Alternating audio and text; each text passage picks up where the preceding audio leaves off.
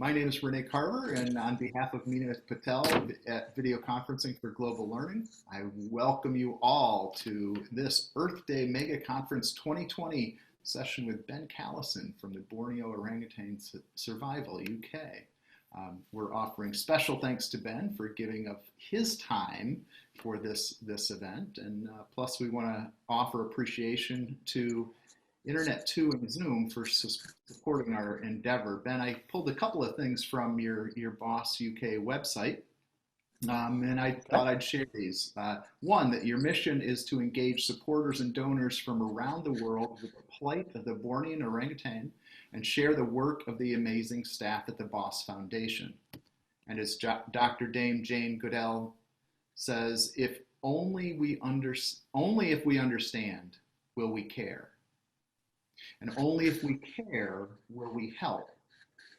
And the orangutans have never needed our help more than they do now. I'd like to remind our participants, think about that as we go through this presentation with Ben, but also if you have questions, we'll try to pass those on to Ben as we go along. And Ben, again, in the interest of time, I'm going to be quiet and let you share your wonderful expertise. Oh, thank you, Renee, and it's a real honor to be here. I see from the registrations we have people from all over the world, many here in the UK, which is where I'm talking to you from, here in sunny London, which is the irony of our lockdown. So we have beautiful sunny weather, and a few of us can actually enjoy it right now. But as we all are, we are staying inside, staying safe to protect our care workers and those essential workers. So thank you to all. Thank you to you all. And as you can see my background, I wish I was at one of our care centers right now, but alas, we are in lockdown, so this is the best I can get as far as getting close to our orangutans.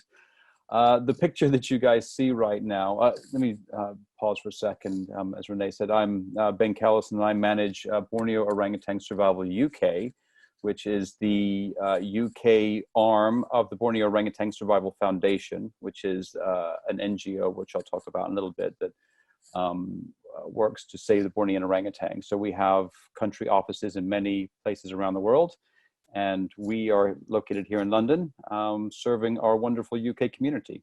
So let's get started. First off, I think this picture, it probably relates to many of us right now as we're in lockdown. I think we're all a little frazzled and about ready to scream, but hopefully we'll be out of lockdown soon. Let's see here. There we go. Yeah. So as I mentioned, we are the BOS Foundation is an Indonesian-based NGO, and oh, actually, let me pause for a second. I forgot our polls, Renee.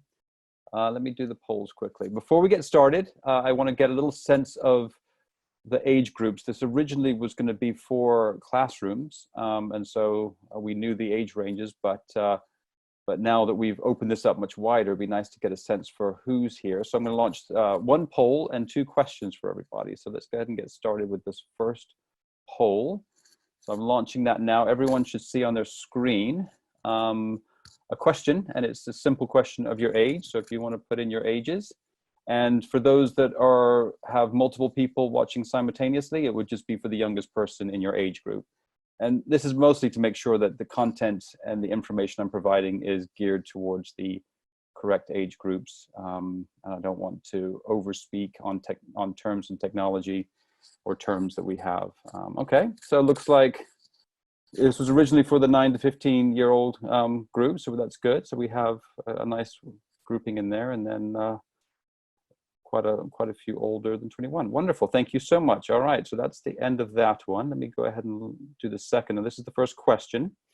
And I'm not going to give you the answers now. You're going to find them in the presentation. So first question is, what percentage of DNA do humans share with orangutans?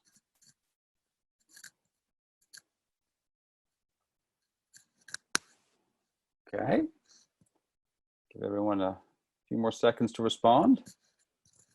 All right, we have one at 64, a couple at 75, some at 86, and 40 saying 97%. All right, we will see what happens. We'll find out later in the presentation what the correct answer is. All right, and then the last section, last poll or last question. And then the last question is, on average, how long does a baby orangutan stay with its mother? The options are 2 to 3 years, 5 to 6 years, 7 to 8 years, and 10 to 11 years.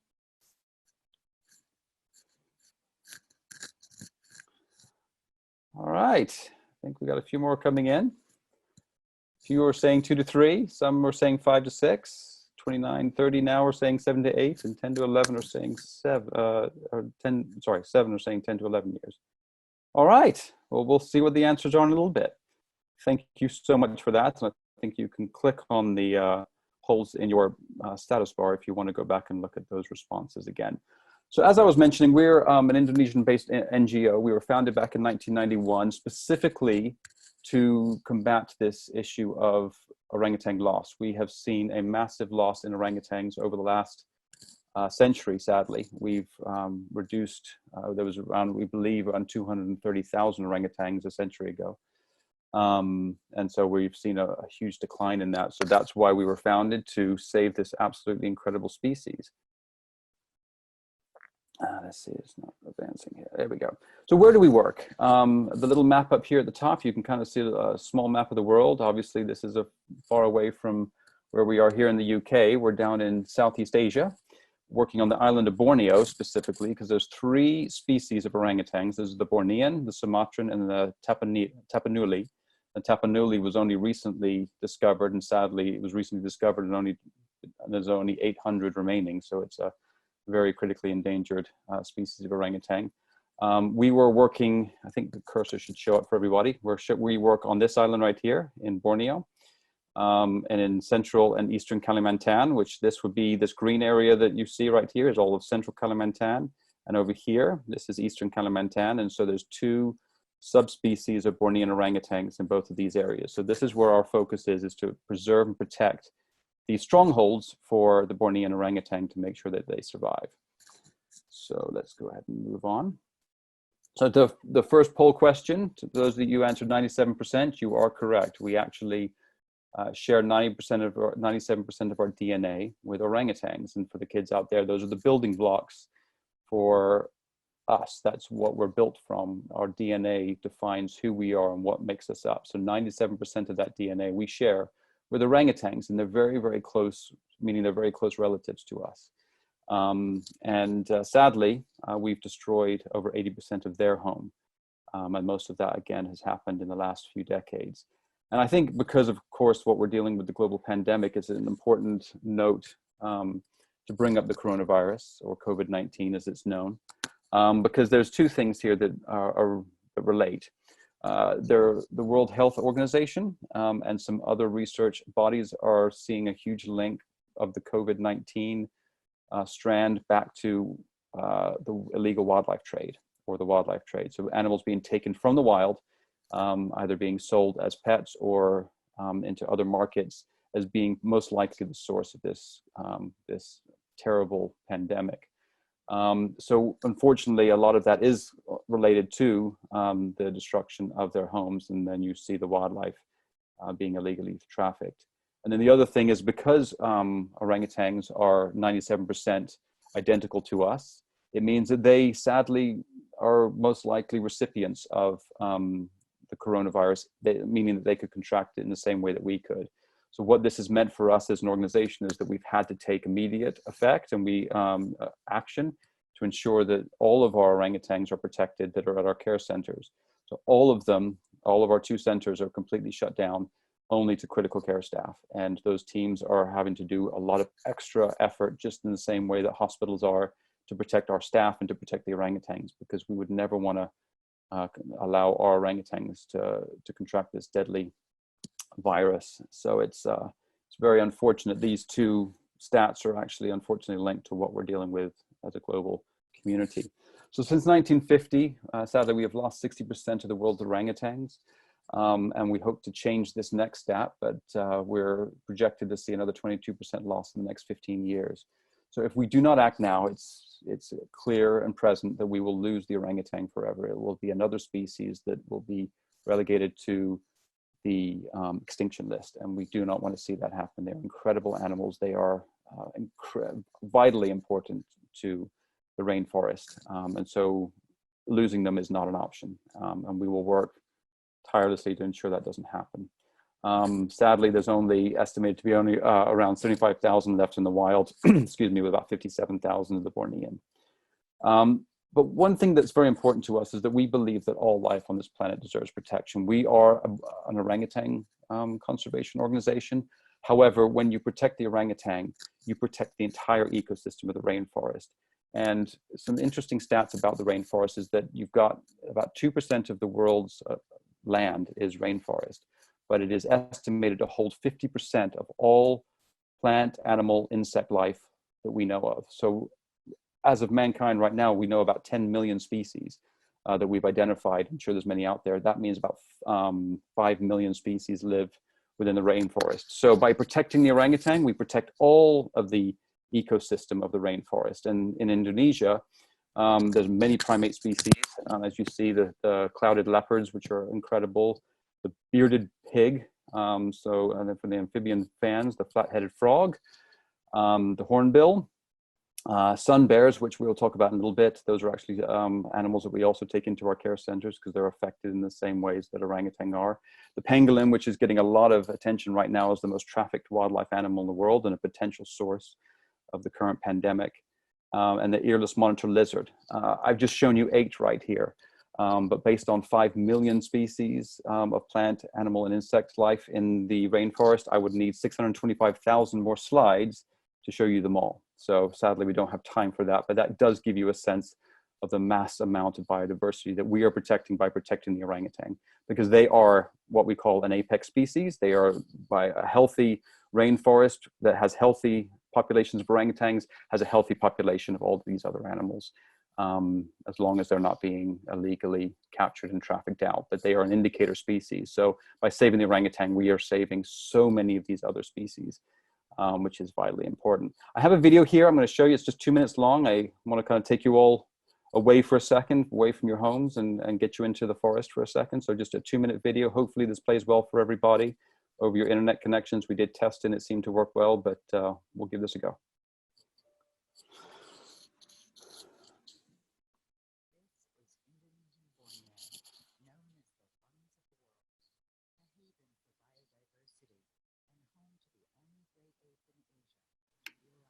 Ben, we're lacking audio. I don't know if that's something you can change on the fly. What was that, Renee? We're lacking audio from your video. You are. Well, that's why we tested it twice and it worked fine. Okay, all right. Well, let me. The microphone, if this is affecting it? Indonesian orangutan means person of the forest. Let me get this going again. This is Indonesian Borneo, known as the lungs of the world, a haven for biodiversity and home to the only great ape in Asia, the orangutan.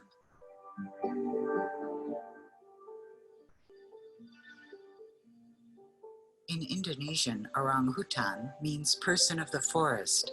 These people are among our closest living relatives, sharing 97% of our human DNA.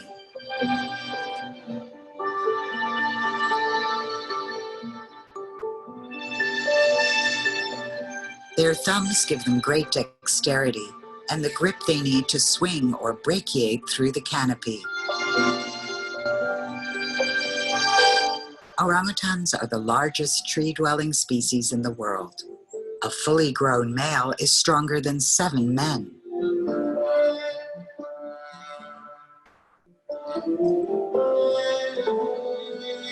Primarily frugivores, they also snack on insects and bird eggs, and on rare occasions have been seen to eat a small mammal.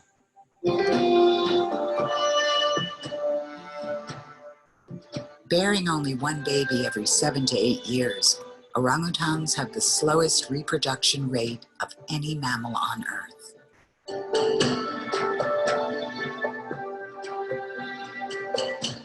By protecting this keystone species, we protect the rainforest and all that lives in it.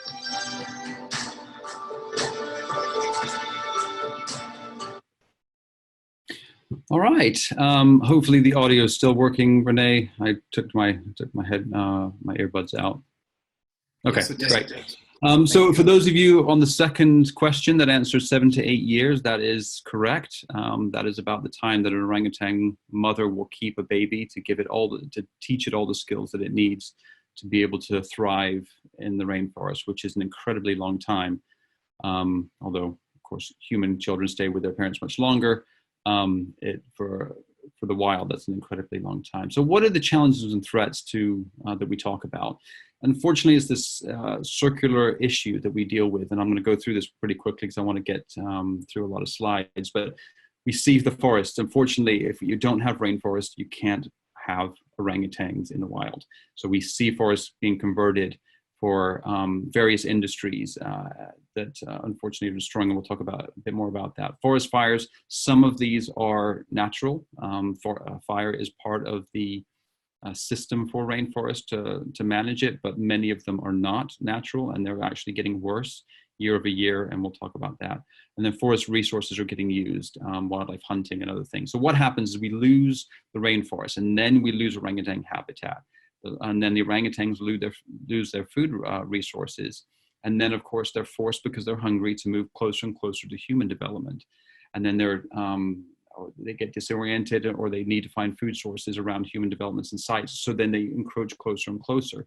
And then, of course, the orangutans are killed as agricultural pests. So they're coming in and raiding farms. And of course, that is going to be a problem. So then we lose the orangutan. And then sadly, it's a big circle here. And as we lose more rainforest, this circle continues to go around and around. And that's why we've seen massive declines in the orangutan population over the last few decades. So in Indonesia, the Bornean orangutan is actually protected by law, but the challenge that we face is that most of their homes are not protected. And that's what we're working right now to do, is to get much more land protected through various methods, and to be able to ensure that they not only survive as a species, but they also are able to thrive in an environment that is natural to them. So one of the big things that we see is forests being cleared and converted to crop production. And the big one that we all talk about, of course, we all know, is the palm oil issue. But it's not just palm oil. There are many other farming industries that are taking down the rainforests, which is problematic: rice, coffee, some tea plantations. There are some sustainable ones that we're working with. And for those of you that are dialed in, this isn't a palm oil discussion, but there is the RSPO, which is the Certified Sustainable Palm Oil Initiative, which BOS Foundation has been very involved in, to ensure that we can actually continue to allow the economies of Indonesia and the Indonesian people to continue, while also ensuring that we protect the vital orangutan habitats. So that's one way you can look for that label on things. Of course, you can look for products that don't carry it. I think 85% of all palm oil comes out of both Indonesia and Sumatra. So yeah, to continue on the mining operations, there's a lot of industries there in Indonesia that are unfortunately looking for certain minerals, and that can be for our telephones or our mobile phones and other things. So we're seeing a lot of mining for various reasons. Forest fires, as I mentioned, are a massive issue. We had a terrible forest fire season last year that destroyed, that actually encroached almost very close to one of our centers, which was very scary. And these fires are getting worse year over year, and we're seeing a direct link between climate change and forest fires. Logging, everyone wants exotic woods, and exotic woods come from the exotic forests, and those are rainforests. So a lot of logging, both illegal and legal, is going on, which is of course destroying the trees, which is where orangutans live, in the treetops. And then sadly, the legal wildlife trade. People see these cute orangutans and think that they want one. And that's been problematic for the loss of orangutans, because the mother gets killed and the baby gets sold off. And only a few of them are captured in the transition process as they're taken out of country. So these are another big issue. That was why, and all of these issues together is what's causing the massive loss of orangutan life that we're seeing. So some of the things that we need to hold on to is the deforestation of the pet trade is not slowing fast enough. So the pet trade must continue to decrease. We need to get laws in place. Most suitable orangutan habitat is unprotected. That's what we work on day in and day out to change. And then, as we say, most suitable orangutan habitat is under concession, meaning that it is actual land that is deemed for agriculture, but it is prime habitat for orangutans, and we're trying to work on that issue as well. And the one that we all face is climate change. And as we lose the rainforest, we lose the lungs of the planet. So it does affect us. So what is our process as an organization? Well, we have our goal is to get every single orangutan that comes into our care back to the wild. An orangutan living its life in sanctuary is not part of a solution to be able to preserve the wild populations of orangutans. So every orangutan that comes in goes through a rehabilitation process. We'll talk about the ones that unfortunately can't be released, but the majority of our orangutans coming in are rescued. They don't have a mother. Their mother's been killed or has died for some reason. And the baby comes to us. They go through rehabilitation, and then they get reintroduced back to protected forests. It's as simple as that. So our rescue process, those that are too sick or too young, that can't be released back immediately. We have had ones that have come to us that have the wild skills, and we can move them straight back to the wild after a short time frame. But if they can't, they come to our rehabilitation centers, and they have a full medical checkup, of course. Some of them have physical issues. Many of them have mental issues, and it's a big thing that we have to deal with. They've gone through a very traumatic start of life, and we have to overcome that with them, and that can be as challenging as the physical ones. And then once they've passed through the initial phase of rescue and the care portion of it, we move them straight into rehabilitation. And then this is then they go into one of our 2 centers based on their subspecies of Eastern or Central Kalimantan, and they will go into our rehabilitation process, where they will spend that 7 to 8 years, or maybe even more, to learn the skills that are needed. No one can ever replace an orangutan mother's ability to teach an orangutan the skills it needs. So we do the best we can to do that, but we will never be as good as they are. So the goal is, of course, to never have them into our center, but unfortunately, when they do arrive, we do our best to ensure that they have the skills necessary. At our 2 centers, we have about 370 orangutans at our Central Kalimantan facility, and approximately 140 orangutans at our East Kalimantan. So we have a lot of orangutans that we are getting through this program to be able to ensure that we can shore up the wild population with as many as possible to ensure their survival. I have one more video here I'm going to show to you, which I think is an important one that kind of talks about this process.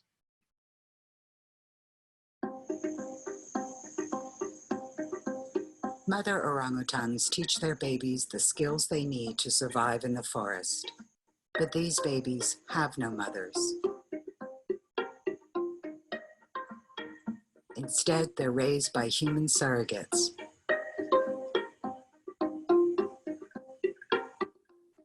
special curriculum helps prepare these young orphans for a possible future beyond the rehabilitation center.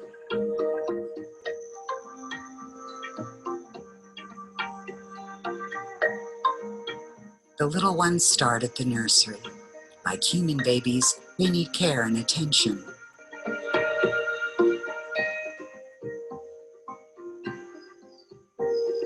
Learning how to climb, discovering new foods, and making new friends takes time.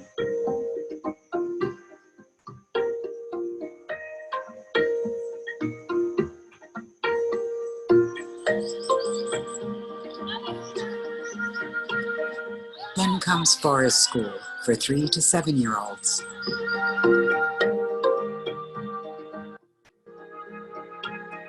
The orphans copy their babysitters and get better at foraging for food, like finding termites in rotten wood or honey from forest bees.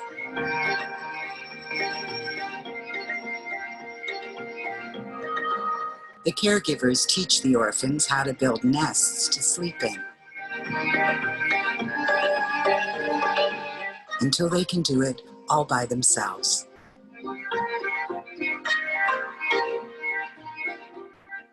As the largest tree-dwelling species in the world, orangutans dominate the canopy. Sometimes the orphans have to be reminded that they belong in the trees. Forest school graduates move to pre-release islands, where contact with humans is minimized, and the orphans put their learned abilities to the test.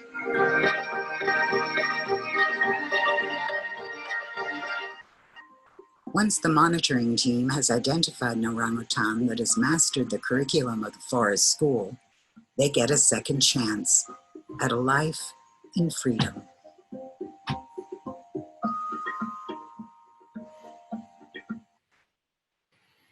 Right, so lovely to have that little window into our care centers and seeing the adorable orangutans. They are incredible species, and that's our process. So we bring them in, we run them through our Orangutan Jungle School. For those of you in the UK and select other markets, we have our TV show, Orangutan Jungle School on Channel 4, and other channels that you can see, and that actually follows the story of our orangutans going through that process in preparation for release. A wonderful series, definitely good for when we're all locked up to binge watch. So now we're talking about reintroduction. So once they've passed and it's a very rigorous program, once they've passed all of the skills that they need to pass, once that they've gone to a pre-release island and proven that they can survive on their own, we can now release them back into the wild, which is the primary major point of work that we want to do. And because, as I mentioned, there's two subspecies of the Bornean orangutan, we have to release them into that same region to make sure that the DNA is not crossed. So for Central Kalimantan, we have two protected forests that are government protected that we can release into. And in East Kalimantan, we have one forest that we can send them to. And it's a very difficult process to get them there because we have to take them further and further because they have a territory.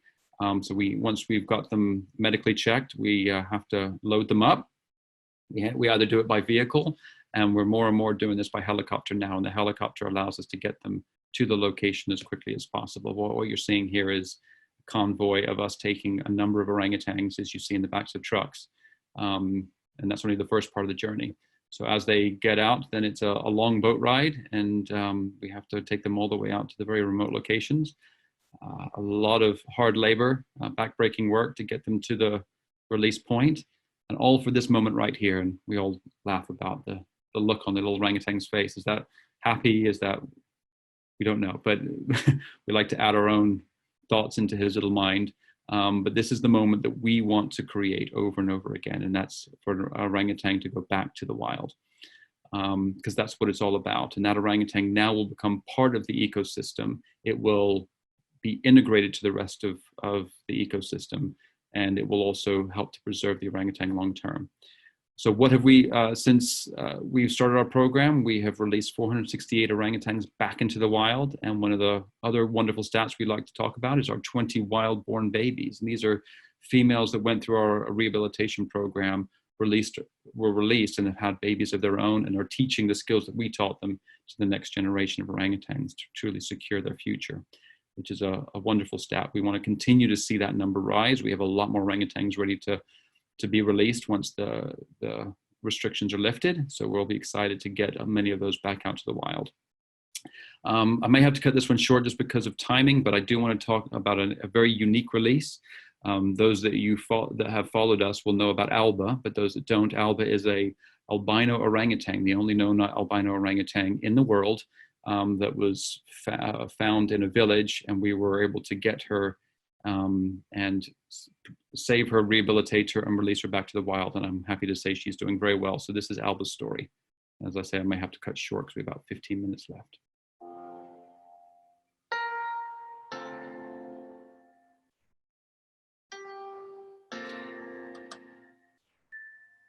So this is release day for Alba.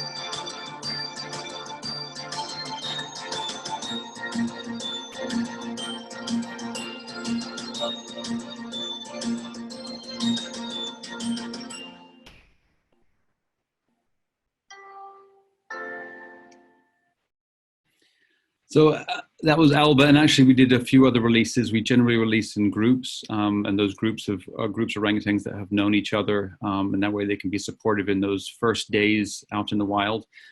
All of our released orangutans are tracked. We have a post-release monitoring team that tracked them for months to ensure that they are doing well, and if for any reason we can bring them to our care centers. So we're very excited that Alba is doing well. We just got a report on her very recently, and she's reintegrated to the forest perfectly, which is very exciting for us. But we do still monitor her progress. So we talk about trying to get as many back to the wild as possible, and I'll be very quick here. But we do have many orangutans for various reasons that cannot be released. But they, like every orangutan, deserve an enriching, fulfilled life. And as you see here, this is Copperel. He's actually one of our orangutans is up for adoption, and he lost his arms, sadly, to an electrical issue. He touched a line. But we have many along the bottom. You can kind of see some of the different reasons that we unfortunately can't release them back. If they're not going to thrive in the forest, then it's our responsibility to ensure that they have a lifetime with us. And to do that, the ideal way to do this is on sanctuary islands. Orangutans cannot swim, and so they do not try to cross the rivers. So when we create an island like this, we can maintain them in as a natural environment as possible. So we're building islands continually, trying to create more and more for our sanctuary orangutans. And we've built many. We've got some more in the works. And so we can do releases onto these big, large-scale orangutan islands, and then we can still monitor them. For those that are in medical care or that need some other type of care, we do have facilities like this that allow for us to be able to care for those that can't be released onto the sanctuary islands. And then regardless of whether or not they're in a facility or on an island, we ensure that we have an enrichment program. And I think every mother and father out there right now can attest to children being cooped up inside for a long time. They need activities. They need to keep their brain active. And that's what we have to do with orangutans. They're highly intelligent species, and therefore they really do need to have high levels of enrichment to keep them active. And so we have a big enrichment program to do that. Sun bears is another species that we actually take in. They are affected by this. They live in the same regions as orangutans, and they get orphaned as well. So we do have a sun bear rescue center at our Samboja Lestari facility. So for sun bear fans, there you go. And we've got a couple minutes here before we need to do Q&A, but I just want to talk a little bit about I talked a lot about how important it is to maintain rainforests. So we have done that. Our first project was our Samboja Lestari facility, which was 1,800 hectares. And that's about 4,400 acres for everyone that doesn't work in hectares. And that was the first time that we ever rebuilt a rainforest from the ground up. It was a completely cleared site, and we've rebuilt it. It's now a thriving rainforest over the 20 plus years that we built it. And then our largest one is our BOS conservation area, which is 309,000 hectares, which is about 763,000 acres or 1,200 square miles. To put that in perspective, that's twice the size of Greater London. And that's not just central London, that is the Greater London, everything within the highway belt. So that's a massive conservation area that we maintain. A big portion of this is protected, and a big portion of it's being reforested because it was completely cleared for a rice plantation. It actually holds approximately around 2,500 orangutans, which we do believe is the largest single population of wild orangutans in the world. So that's a very important piece for us. And then we have our ROI program. When we talk about farming concessions, that actually is our response to that. We purchase these farming concessions to make sure that critical orangutan habitat is either protected or reforested. So that's the program we have in response to that. And then the last thing we do, you can't protect orangutans without connecting with and protecting the local communities that also live and have lived for generations, indigenous communities that have lived in harmony with the rainforest. So we do a lot with community development. We teach them the skills that they need to be able to sustainably live with the rainforest through rubber trees and rattan. I think I have an image here. Rattan you can grow without affecting any of the biodiversity of the rainforest. So that's a big portion of what we do, and it's actually a growing portion of what we do, because these are the these are the relationships that we need to make sure that orangutans can survive long term, to have these communities make the orangutan part of their community. And so those programs are ever growing for us.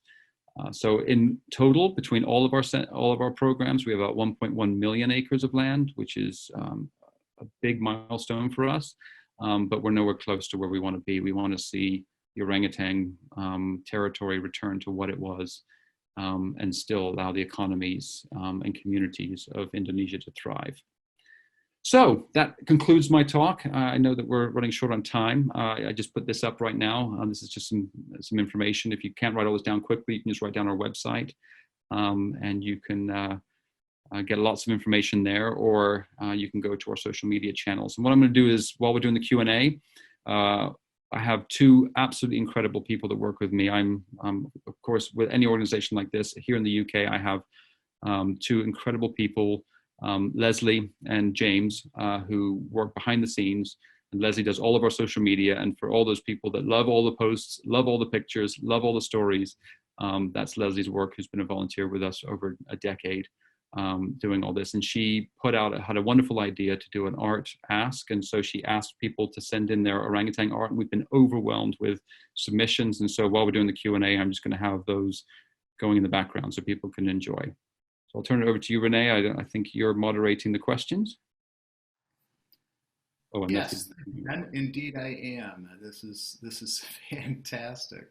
I'm going to give voice to a couple of those that are in the Q&A first. One from Hannah that I think is kind of interesting. If they share so much of our DNA, are they also able to make use, do our medicines work for the orangutans? Yeah, great question. And yes, our veterinary teams do use a lot of human medicine. Most of the medicine we use translates from humans over. It has to be tested. There are some differences, of course, that we have to be careful of. Certain things don't work exactly the same. But for the most part, yes, human medicines are the primary source of medications for orangutans. Great question. And I guess that kind of ties into seeing everybody or most people in your centers wearing masks, trying to reduce the spread of virus back and forth. Yeah, high levels of PPE, the term that we all know now, and making sure and also if we're seeing, unfortunately, with COVID, that people can be asymptomatic, so we have to even consider that they may be carrying it, could pass it on and not show any symptoms. So we've even moved away from just considering people, if they're showing symptoms, to pull themselves. We're doing everything we can to ensure that even people with symptoms, without symptoms, are protecting the orangutans, because we're learning about this disease every day. There was another one in here that you addressed kind of along the way, but I'll ask the question again. Ideas of creating a sustainable way to use the resources in the rainforest. You mentioned the harvesting of rattan and working with the community. But I thought that was an interesting one to bring back around. It absolutely is, because we have a tendency in conservation to say, okay, people stay away. Well, these indigenous communities are part of the ecosystem, and we have to remember that. They have lived alongside them, and they get exploited just the same way that the animals do. And so serving and supporting these communities they want to be sustainable. They want the rainforest to thrive. They have no reason for that not to happen. But when life gets difficult decisions are made. And so if we can support them to create sustainable industries, sustainable financing models that can help them protect the rainforest, they're completely in, and they quickly become partners. They help us with fire mitigation through the fire season, ensuring that the areas are clear, that we don't have any naked flames around that could start these fires. They're the best resource that we have found to protect these highly critical rainforests. It's fabulous. You obviously have some fans, because there are a couple of questions in here about when the next series of the Orangutan Jungle School will be ready. Oh, if I knew, I would tell you. I promise I would. There are talks about a season 3, but nothing has been formalized. So we're all desperately waiting for it. So all I can say is rewatch and binge watch seasons 1 and 2 again. But there also might be a movie in the making, but we'll see. You heard it here first. Maybe not first, but you heard it here Hopefully. from. And to say that for us, it is a high criteria for ensuring that we allow any filming to happen at our centers, because it cannot and will not affect the rehabilitation and release of orangutans. That's the only way. So we get tons of requests for shows, documentaries, but we have to maintain such a high threshold of criteria to ensure that what they're doing isn't affecting the potential release of an orangutan or affecting it in any way, that we turn down a lot, which is unfortunate in some ways, but when your ethos is about conserving orangutans, these are decisions you have to make. Yeah. Before I forget, as I listened and watched to your talk and your presentation, I kept looking at the paper where I had written down Jane Goodall's quote, and I just want to say it's obviously that you understand, it's obvious that you care, and it's obvious that you help. Thank you for that. And if we can, let's toss one more question out there. I think this is kind of an interesting one in terms of how we all relate to differences within our populations. How do orangutans behave towards the albino orangutan? Well, if you want to know, then you can watch Orangutan Jungle School, because Alba is in there, and all the orangutans, when she first arrives, there's a fascinating interaction that occurs there, because they've never seen one either. So I'm not gonna. This is your homework. Watch Orangutan Jungle School and you'll see. But it's a fascinating interaction that when they first meet Alba, and I could never do it justice just by telling you. Great, Ben. We only have a couple of minutes before our next presentation. I want to give you sincere thanks for giving of your time to share this with us. I know that a lot of people have participated in watching and listening to your story. It's fantastic. Well, and I just want to add that, I mean, for us, conservation is simply conversation if it doesn't include our supporters. I mean, our supporters are the only reason that we can do any of this stuff. It's why we consider ourselves a family. All of our supporters are part of our family, because we're only able to do what we do because of them. We're not a government-run organization. We don't get any funds from anything other than our supporters and corporations and foundations that feel compelled to support us. So it's because of them that we're not just having conversation, we're actually doing conservation. So a thank you to everyone that is watching that supports us, and thank you to everyone out there that advocates for the orangutan, because by doing so, you're advocating for half the species on the planet by protecting rainforests. So thank you all, and especially to my team, who are incredible and deserve all the accolades in the world. And thank you.